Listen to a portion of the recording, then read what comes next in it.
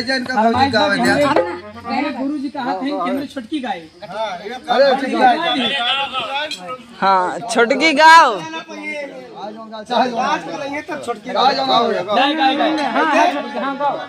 अरे गड़ी गड़ी जाए, अरे राजा गड़ी गड़ी जाए, अरे हथवा में कलमिया गड़ी गड़ी जाए।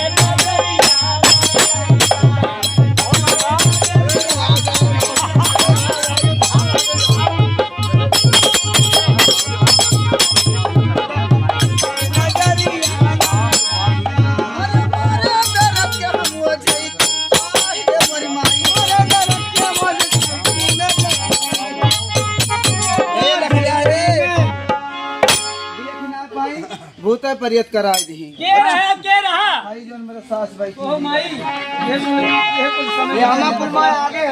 अरे जब हम दिखावे गए का बिगाड़े रही तो है। अरे कहा कहीं कहीं है ये जान लिया कोच ना खुली हमारी।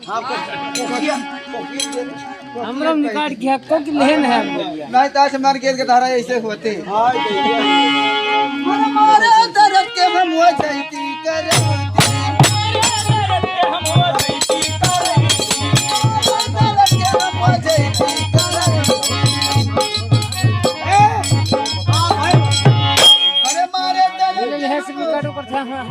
कही है ये सुना जब हमारे उनसे काम ना चाहे हमारा मन ना मानत रहा ये जान ले हम पक्की हर हाट रहे लेकिन का कहते हमारे दर्द के हम जैती करवती जैती करवती वजती करो अरे हमारे दर्द के हम जैती करवती वजवा से नजरिया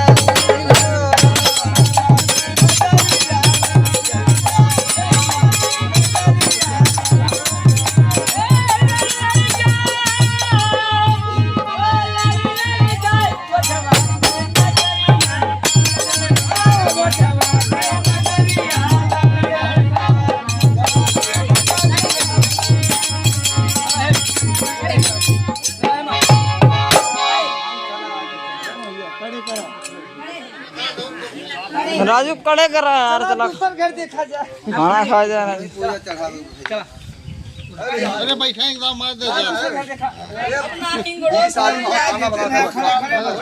20 आदमी खाना बनाकर रखा है। पूजा आज हुआ है सिर्फ